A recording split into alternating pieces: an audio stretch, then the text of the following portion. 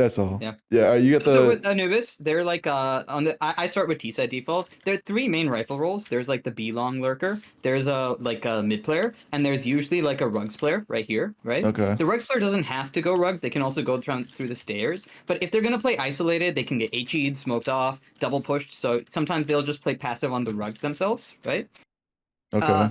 when people want to take like bridge control, smoke here, molly here is basically just the meta right now. Now you Yeah. can throw this part of rushing. There are rush ways to throw these nades, or you can throw them mid round, or you can throw them twice as well. But the point is, you're gonna get this house control, and with all this control, it's actually really easy to like punish rotates if you execute on a site. So it's basically like that's the advantage of taking bridge control. Of course, you can also decide to take mid control. So I would say like use next set of util. So use the first util belt to take house It's like control. And phase if you really two. Like yeah, yeah. smoke molly one flash, I guess, right? Yeah. That gives you house control. And then another smoke molly flash. So the common meta right now is smoke here, molly here, and then you can flash above here. And if you decide to go A, you can throw a flash here through the like window.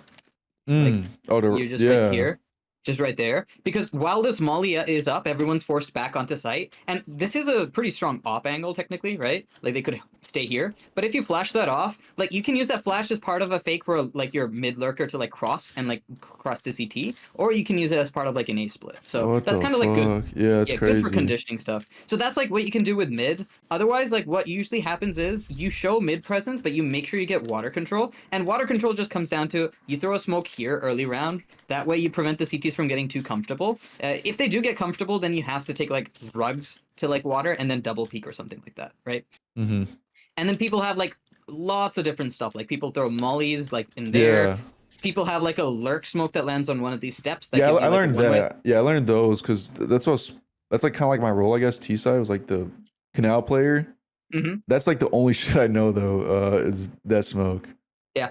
I think like this is great because once you take this spot, you clear a lot of the tougher angles on B to deal with. So like everything around this pillar, it's like a nightmare to clear if you're just executing only from B long. Mm, So that's like the advantage that when you get like connector or like dark or evox control, it's a bit yeah. easier to split the B site. I think the fundamental util to use on B, especially if you're coming out of B long, a smoke here and then a smoke here. And the reason I like this kind of like approach is you can stagger this. So you throw this smoke, you take some like site control, and then you throw the next bit of util. You take a smoke here, maybe a molly flash or something like that. Maybe a Mm, molly here, right? So you could like I had a lineup I think for the smoke that was something just like you see this, you run and throw it, and that's basically you have three guys peeking here, one last guy holding the smoke, and as soon as you take contact, throw that smoke and you're ready to explode on site.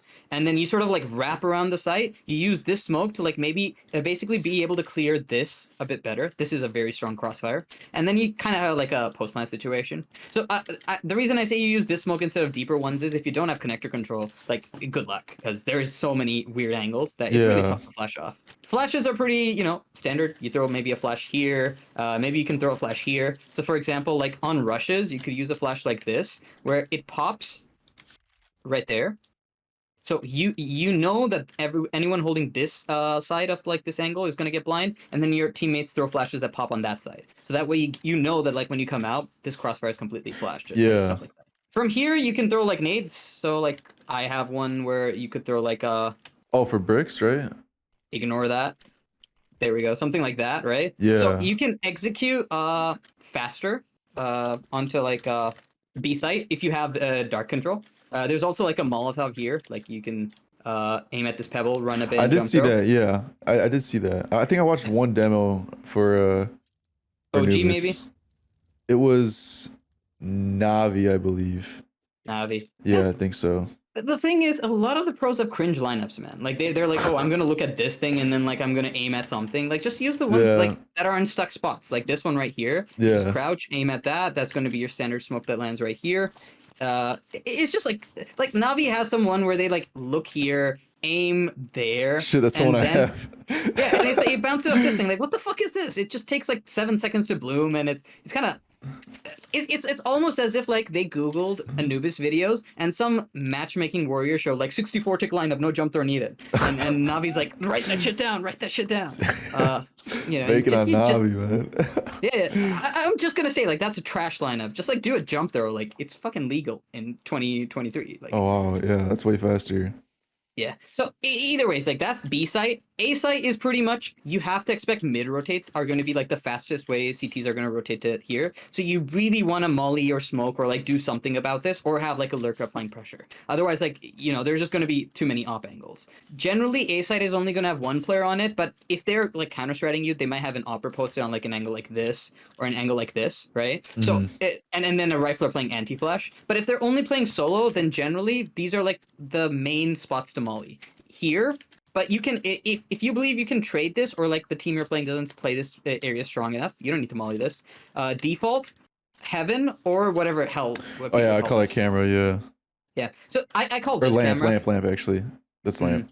So the issue I have with the Molotov here is I feel like it makes it tougher to clear sight. So just you and your team agree when you're executing, are you clearing sight and denying rotates, or are you fighting the rotates while completely screwing over the sight with your util, right? So I would say like a smoke here, maybe a smoke here, molly here, and a molly here.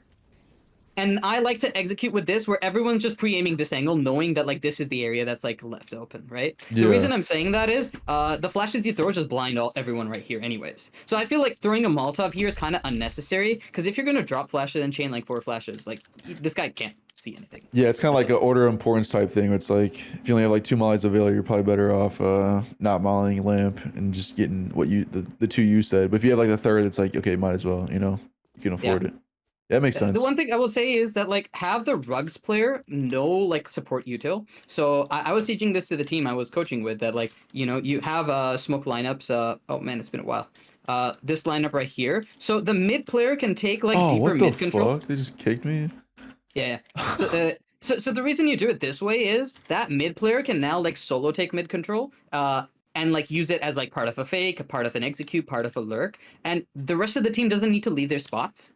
Or this guy can say, fuck you, mid player, you do your own thing. I'm going to clear like this area. Maybe I'm going to use a molly here. Or another thing I like is this player can apply their own pressure on A Oh, without, the again, lurk part of a smoke. default. Yeah. Yeah. So you throw like the lurk smoke like this, and then you're just going to throw a Molotov there. And with this, you basically like apply a lot of pressure on the A players because they have no info. And you don't, again, it doesn't need to be part of an execute. It could be just part of like a heroic style default where you go to the last 30 seconds and then you have a guy just playing around here or something.